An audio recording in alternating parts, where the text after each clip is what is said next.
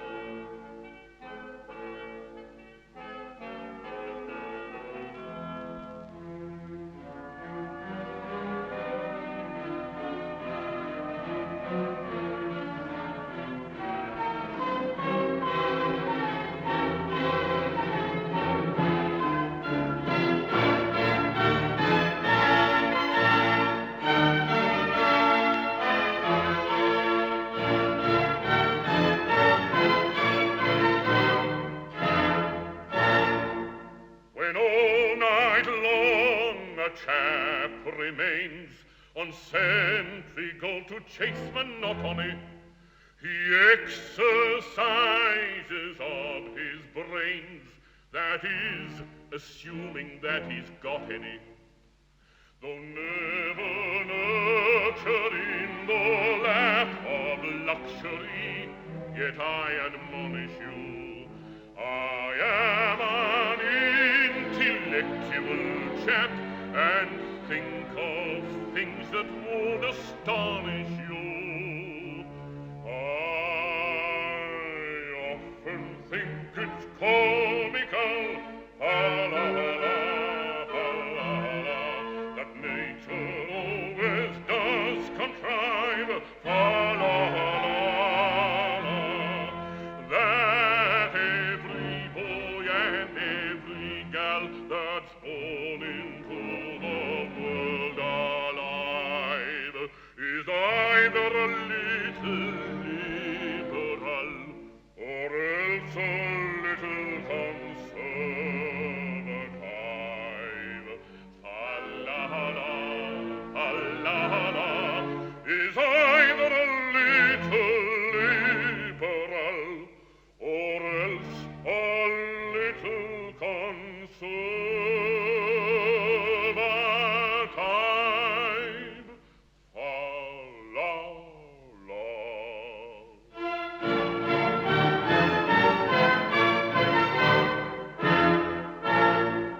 When in that house MPs divide, if they've a brain and cerebellum too, they've gone to leave that brain outside and vote just as their leaders tell them to.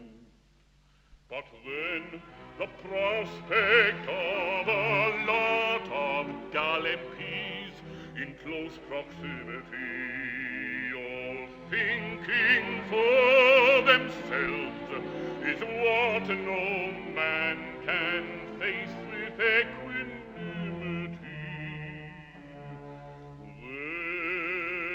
Then let's rejoice with loud fa-la, how nature always does contrive, that every boy and every gal that's born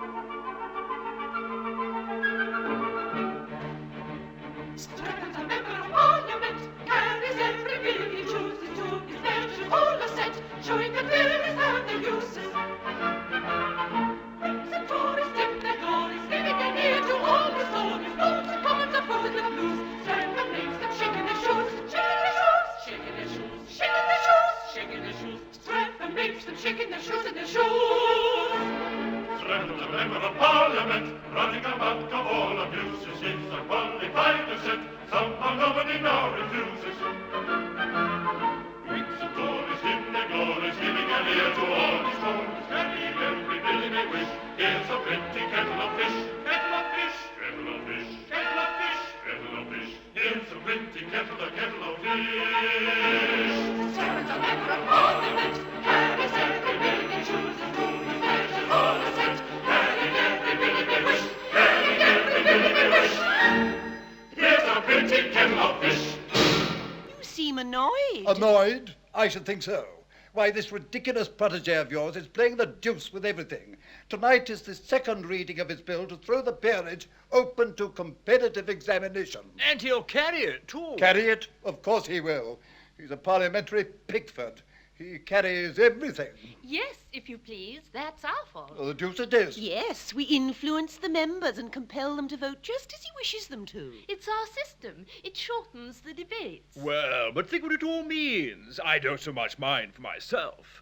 But with a House of Peers with no grandfathers worth mentioning, the country must go to the dogs. I suppose it must. I don't want to say a word against brains. I've great respect for brains. I often wish I had some myself.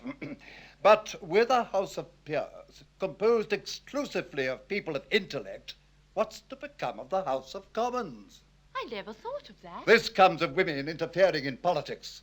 It so happens that if there is an institution in Great Britain which is not susceptible of any improvement at all, it is the House of Peers.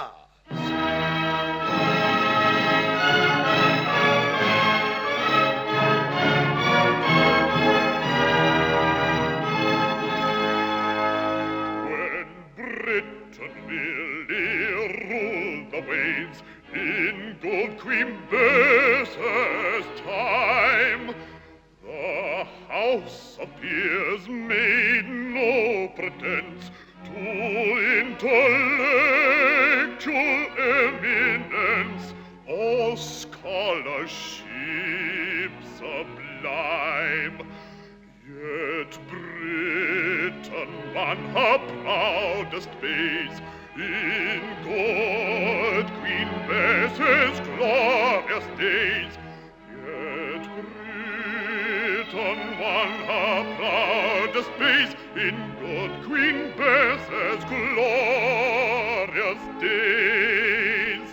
Yes, Britain won her proudest days in good Queen Bess's glorious days. When Wellington thrashed Bonaparte, as every child can tell, the House of Peers throughout the war did nothing in particular, and did it very well. Yet Britain set the world ablaze in good King George's glorious days. Yet Britain set the world ablaze in good King George's glorious days. Yes, Britain set the world ablaze in good King George's glorious days. And while the House of Peers withholds its legislative hand, and noble statesmen do not itch to interfere with matters which they do not understand, as bright will shine Great Britain's rays as in King George's glorious days. As bright will shine Great Britain's rays as in King George's glorious days. As bright will shine Great Britain's rays in King George's glorious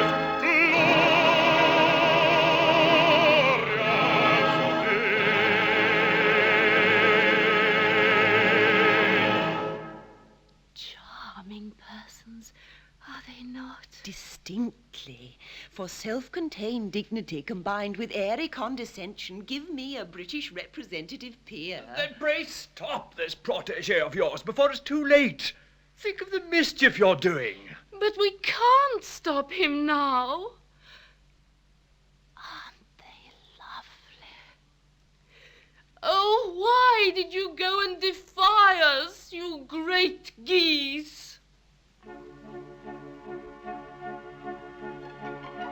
In vain to us you plead, don't go. Your prayers we do not heed, don't go. It's true we sigh, but don't suppose a tearful eye forgiveness shows. Oh no, we're very cross indeed, yes, very cross. Don't go. It's true we'll sigh, but don't suppose a tearful eye forgiveness shows.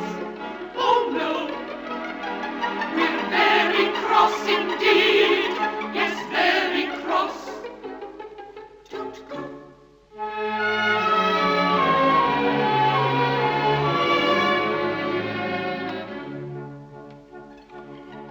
Your disrespectful sneers, don't go. Call forth indignant tears, don't go. You break our laws, you are our foe. We cry because we hate you so. You know, you very wicked peers, you wicked peers, don't go. You break our laws, you are our foe. We cry because we hate you so. You know, you very wicked peers, you wicked peers. Don't go. Our disrespectful sneers, ha ha, call forth indignant tears, ha ha, if that's the case, my dears. Don't go. We'll go. Oh, shame, shame upon you! Is this your fidelity to the laws you are bound to obey? Know ye not that it is death to marry a mortal? Yes, but it's not death to wish to marry a mortal. If it were, you'd have to execute us all. Oh, this is weakness! Subdue it! We know it's weakness, but the weakness is so strong. We are not all as tough as you are. Tough? Do you suppose that I am insensible to the effect of manly beauty? Look at that man, that sentry, a perfect picture. Who are you, sir? Private Willis, B Company, 1st Grenadier Guards. You're a very fine fellow, sir. I am generally admired. I can quite understand it. Now here is a man whose physical attributes are simply godlike. Oh, that man has a most extraordinary effect upon me. If I yielded to a natural impulse, I should fall down and worship that man. But I mortify this inclination. I wrestle with it, and it lies beneath my feet. That is how I treat my regard for that man.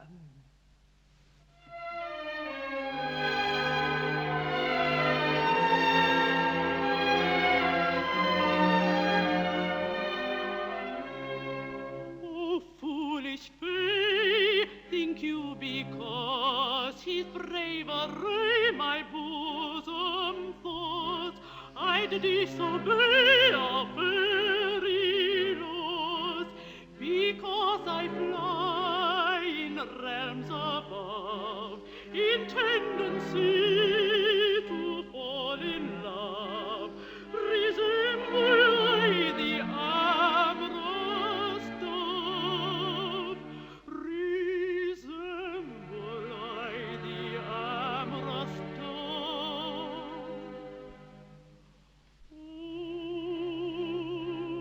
Amorous dove, type of Ovidius Nasus,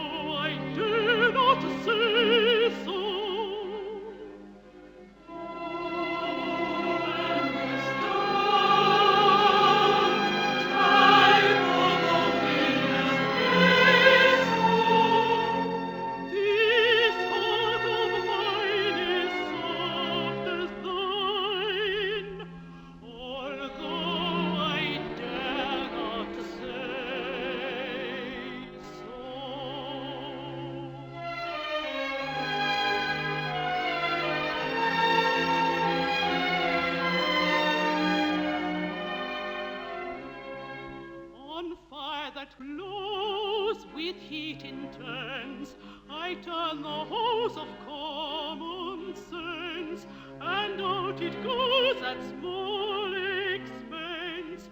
We must maintain a fairy law, that is the main on which to draw, in that we gain a captain sure, in that we gain a captain sure.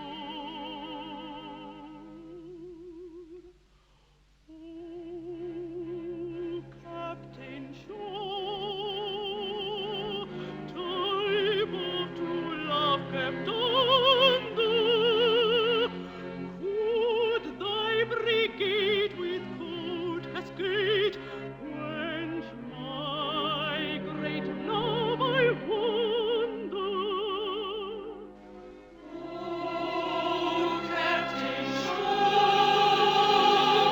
time of true love kept under, could thy brigade with cold cascade quench my great love, I wonder.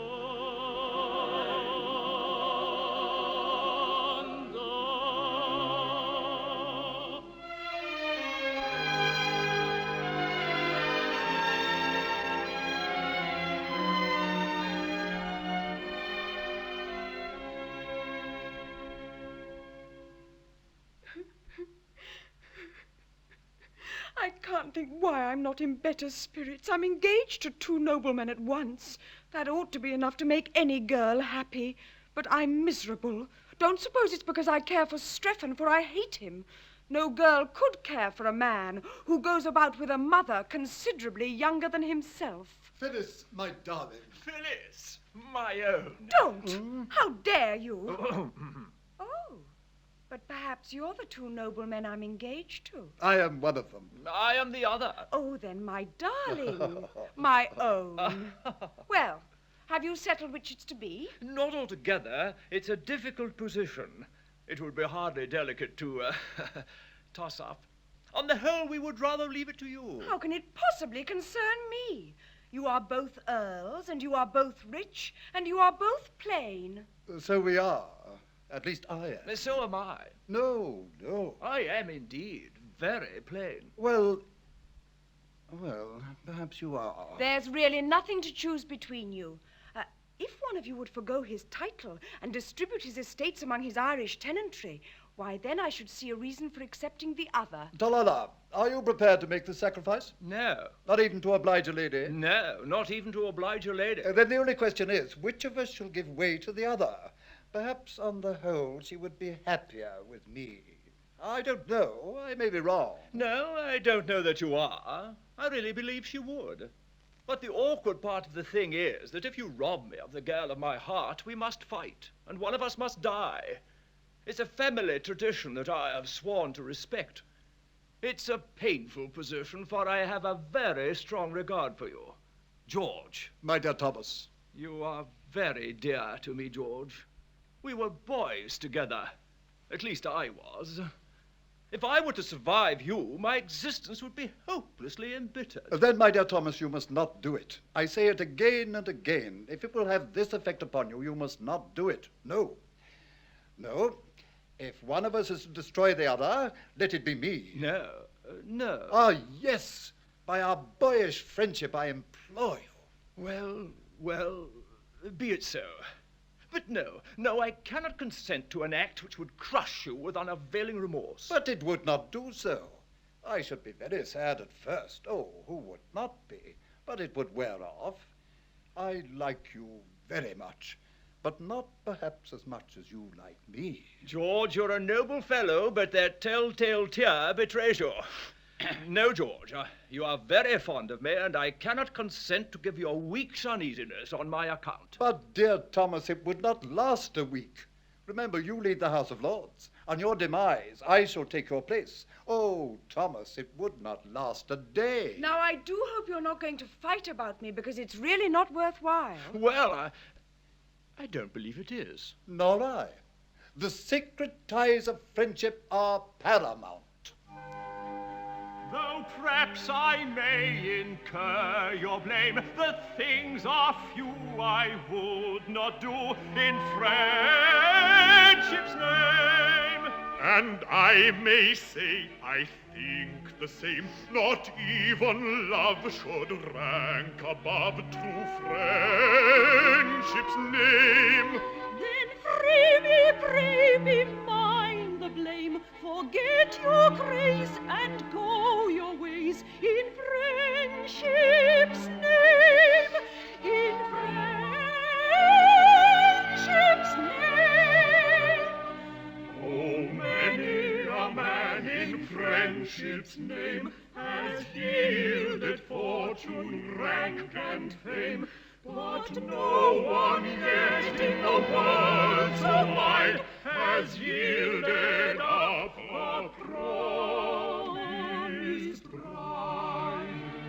Accept, oh, friendship, all the same. This Sacrifice to thy dear name.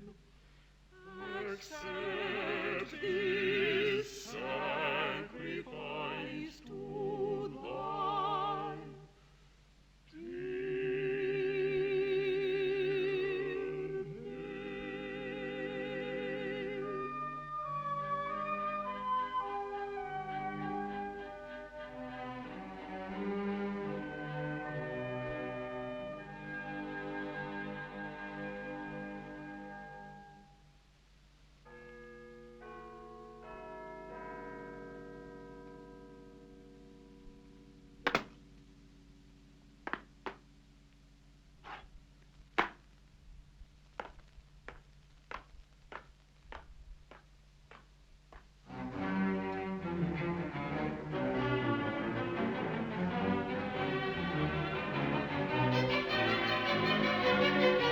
Love unrequited robs me of my rest. Love, hopeless love, my ardent soul encumbers. Love, nightmare-like, lies heavy on my chest and weaves itself into my midnight slumbers.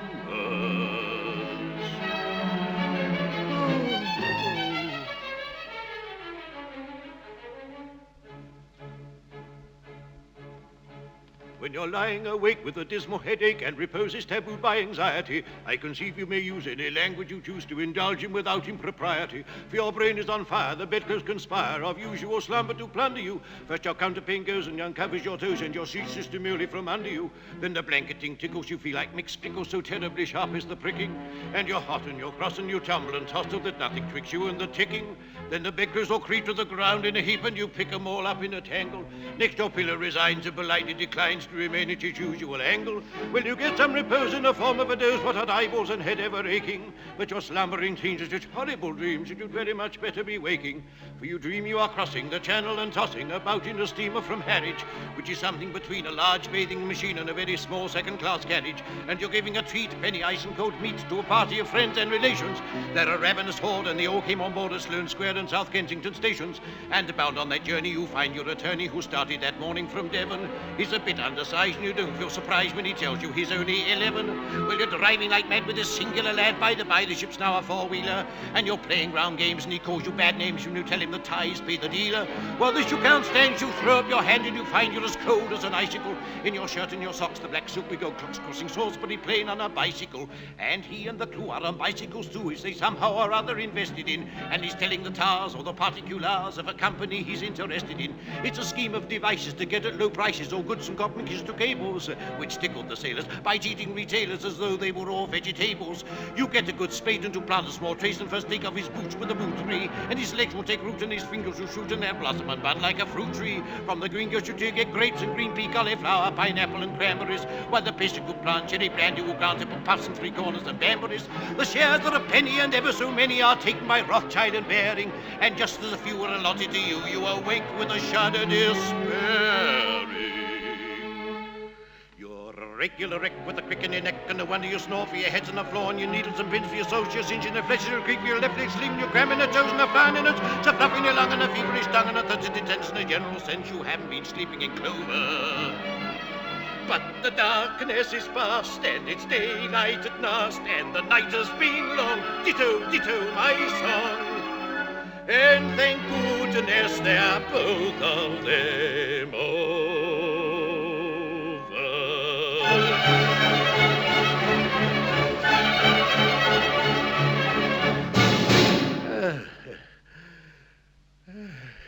We are much distressed to see your lordship in this condition.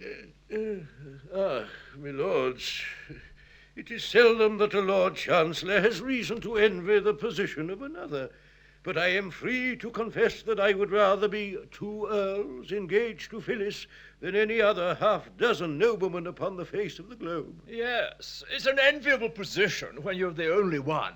Oh, yes, no doubt, most enviable. At the same time, seeing you with us, we naturally say to ourselves, this is very sad. His lordship is constitutionally as blithe as a bird. He trills upon the bench like a thing of song and gladness.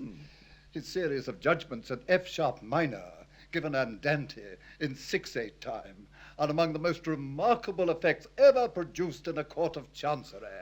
He is, perhaps, the only living instance of a judge whose decrees have received the honor of a double encore. Oh, my lord. How can we bring ourselves to do that which will deprive the Court of Chancery of one of its most attractive features? I feel the force of your remarks, but I am here in 2 capacities, and they clash, my lords, they clash. I deeply grieve to say that in declining to entertain my last application to myself, I presume to address myself in terms which render it impossible for me ever to apply to myself again. A most painful scene, my lords, most painful. This is what it is to have 2 capacities. Let us be thankful that we are persons of no capacity whatever. Come, come. Remember, you are a very just and kindly old gentleman, and you need have no hesitation in approaching yourself so that you do so respectfully and with a proper show of deference. Do you really think so? I do. Well, I will nerve myself to another effort, and if that fails, I resign myself to my fate.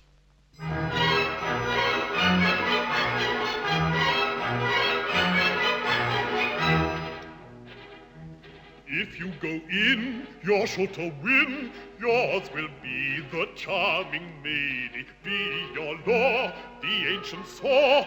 Faint heart never won fair lady. Never, never, never. Faint heart never won fair lady.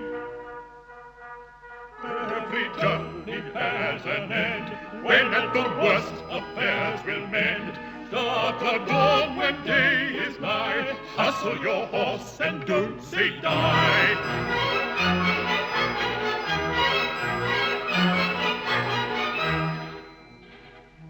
He who shies at such a prize is not worth a maravedi. Be so kind to bear in mind, faint heart never won fair lady. Never, never, never, faint heart never won fair lady.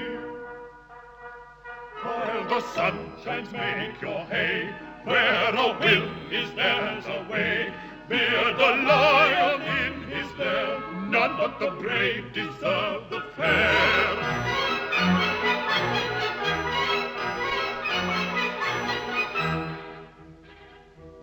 I'll take heart and make a start, though I fear the prospect shady. Much I'd spend to gain my end. Faint heart never won fair lady. Never, never, never, faint heart never won fair lady.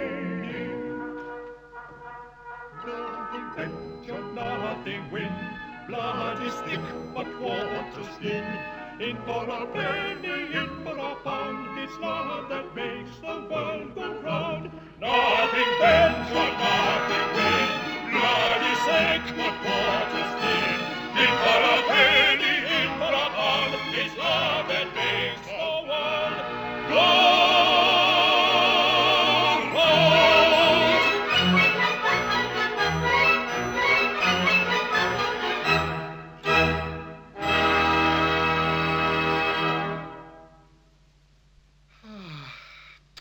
I suppose one ought to enjoy oneself in Parliament when one leads both parties, as I do. But I'm miserable, poor broken-hearted fool that I am. Oh, Phyllis, Phyllis. Yes? Phyllis! But I suppose I should say, my lady. I have not yet been informed which title your ladyship has pleased to select. I haven't quite decided. You see, I have no mother to advise me. No, I have. Yes, a young mother. Not very. A couple of centuries or so. Oh, she wears well. She does. She's a fairy. I beg your pardon? Of what? Oh, I have no longer any reason to conceal the fact she's a fairy. A fairy? Well, but that would account for a good many things. Then I suppose you're a fairy. I'm half a fairy. Which half? The upper half, down to the waistcoat. Dear me, there's nothing to show it. Oh, don't do that. Well, why didn't you tell me this before? I thought you would take a dislike to me. But as it's all off, you may as well know the truth. I'm only half a mortal. Well, I'd rather have half a mortal I do love than half a dozen I don't. Oh, I think not. Go to your half dozen. It's only 2, and I hate 'em. Please forgive me. I don't think I ought to. Besides, all sorts of difficulties will arise. You know, my grandmother looks quite as young as my mother. So do all my aunts. I quite understand. Whenever I see you kissing a very young lady, I shall know it's an elderly relative. You will? Then, Phyllis, I think we shall be very happy. We won't wait long. No, we might change our minds. We'll get married first. And change our minds afterwards? That's the usual course.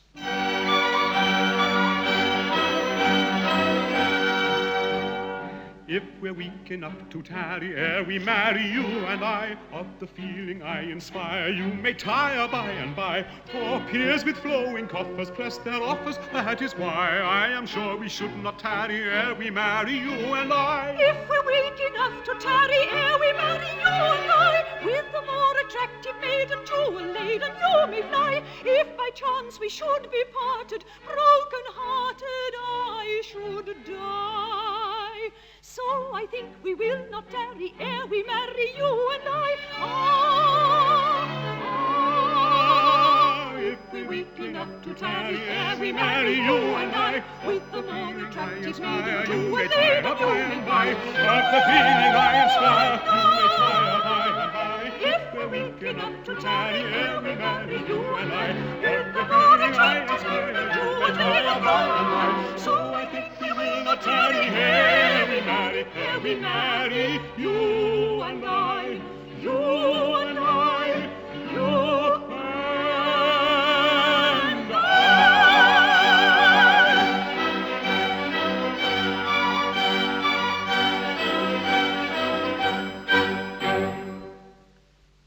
But does your mother know you're... I mean, is she aware of our engagement? She is, and thus she welcomes her daughter-in-law. She kisses just like other people. But the Lord Chancellor... I forgot him. Mother, none can resist your fairy eloquence. You will go to him and plead for us. No, impossible. But our happiness, our very lives depend upon our obtaining his consent. Oh, madam, you cannot refuse to do this. You know not what you ask. The Lord Chancellor is... my husband. Your husband? My husband. And your father. My father? Then our course is plain. On his learning that Strephon is his son, all objection to our marriage will be at once removed. No, he must never know. He believes me to have died childless. And dearly as I love him, I am bound under penalty of death not to undeceive him. But see, he comes. Oh, Quick, my veil. Yes, quickly. Victory! Victory! Success has crowned my efforts, and I may consider myself engaged to Phyllis. At first, I wouldn't hear of it. It was out of the question. But I took heart. I pointed out to myself that I was no stranger to myself, that in point of fact I had been personally acquainted with myself for some years. This had its effect. I admitted that I had watched my professional advancement with considerable interest, and I handsomely added that I yielded to no one in admiration for my private and professional virtues. This was a great point gained. I then endeavoured to work upon my feelings. Conceive my joy when I distinctly perceived a tear glistening in my own eye. Eventually, after a severe struggle with myself, I reluctantly, most reluctantly, consented.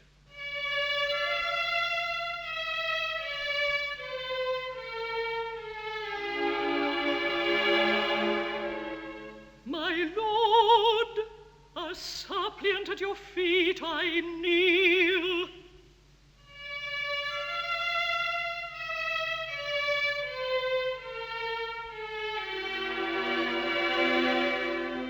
Oh, listen to our mother's fond appeal. Hear me tonight. I come in urgent need. 'Tis for my son, young Strephon, that I plead.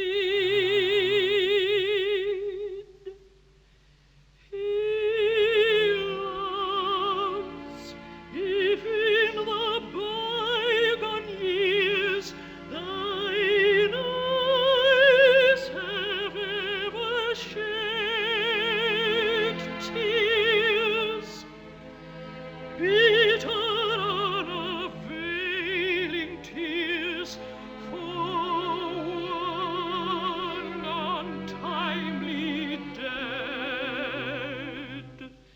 If in the eventide of life sad thoughts of her arise, then let the memory of thy wife plead for my boy. He dies.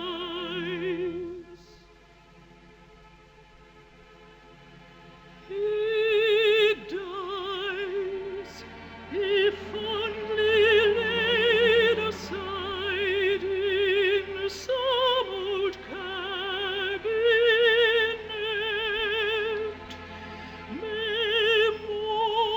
Memorials of thy long dead bride lie dearly treasured yet.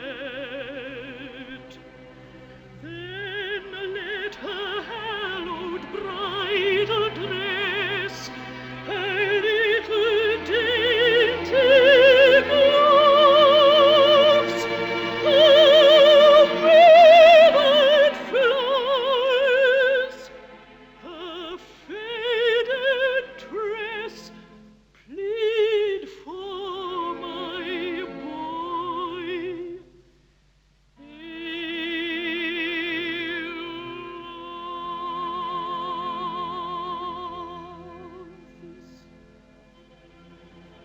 It may not be, for so the fates decide.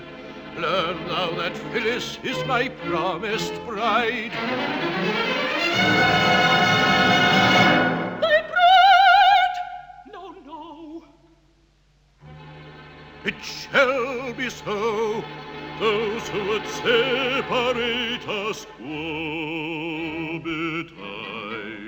My doom thy lips have spoken, I plead in vain.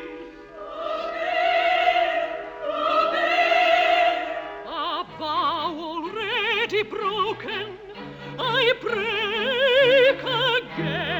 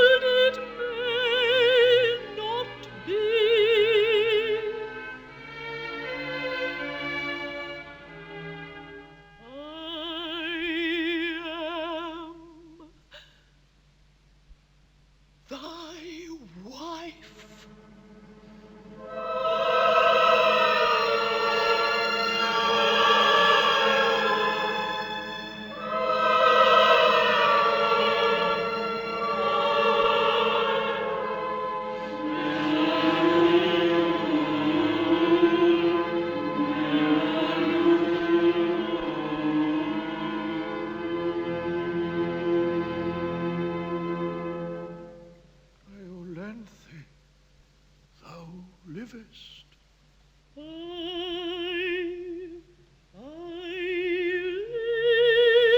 live, now let me die.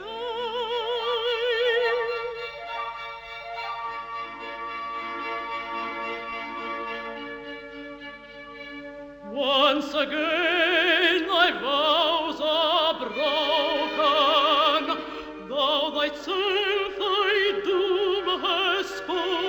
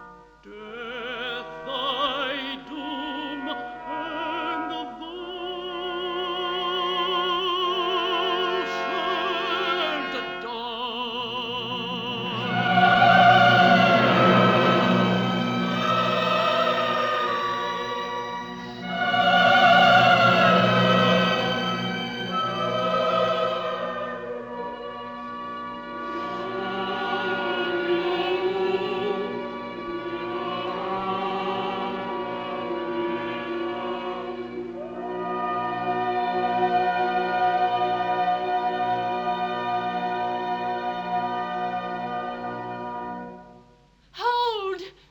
If Iolanthe must die, so must we all. For as she hath sinned, so have we. What? We are all fairy duchesses, marchionesses, countesses, viscountesses, and baronesses. It's our fault. They couldn't help themselves. It seems they have helped themselves, and pretty freely, too. You have all incurred death, but I can't slaughter the whole company. And yet, the law is clear. Every fairy must die who marries a mortal. Allow me, as an old equity draftsman, to make a suggestion. The subtleties of the legal mind are equal to the emergency. The thing is really quite simple. The insertion of a single word will do it. Let it stand that every fairy shall die who don't marry a mortal.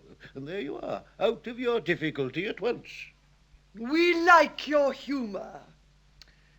Very well. Private Willis. Mum? To save my life, it is necessary that I marry at once. How should you like to be a fairy guardsman? Well, Mum, I don't think much of the British soldier who wouldn't ill-convenience himself to save a female in distress. You are a brave fellow. You are a fairy from this moment. Oh! And you, my lords, how say you? Will you join our ranks? Well, now that the peers are to be recruited entirely from persons of intelligence, I really don't see what use we are down here. Do you, Tolloller? None whatever. Good! Then away we go to fairyland!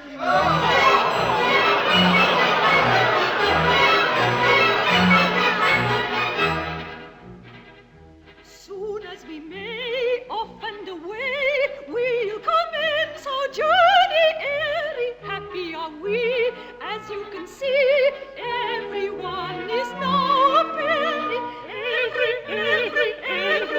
Everyone is now a fairy.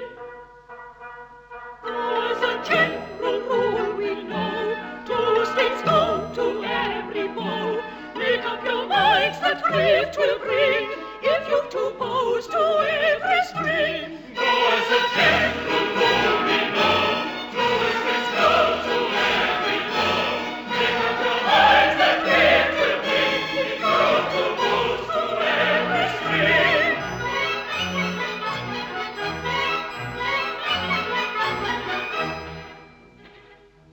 Happy in the sky, ever so high, pleasures come in endless series. We will arrange happy exchange, house of peers for house of peers. Peers, peers, peers, house of peers for house of peers.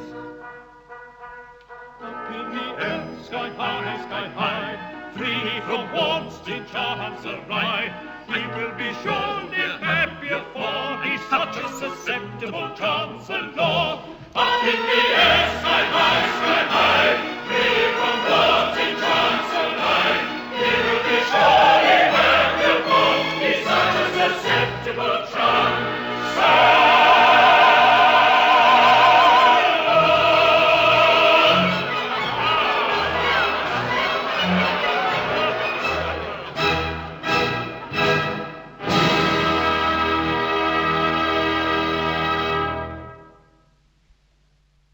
In that performance of Iolanthe by W.S. Gilbert and Arthur Sullivan, you heard Peter Pratt as the Lord Chancellor. The Earl of Mountararat was sung by Donald Francke and spoken by Derek Birch. Earl Tolloller was played by Andrew Downie. Private Willis was played by Owen Brannigan. Strephon was played by Denis Quilley. The Queen of the Fairies was sung by Janet Coster and spoken by Barbara Mitchell. Iolanthe was played by Patricia Routledge. Celia was sung by Sylvia Eaves and spoken by Polly Murch. Leila was sung by Hilda Bickley and spoken by Dorit Welles. Fleta was played by Pamela and Phyllis was sung by Ellen Dales and spoken by Pinkie Johnstone. The Fairies and members of the House of Lords were the John McCarthy singers, and you also heard the BBC Concert Orchestra leader Arthur Levins. The performance was conducted by Stanford Robinson and produced by Michael Moores and Peter Bryant. Patricia Routledge is now appearing in How's the World Treating You? At Wyndham's Theatre, London.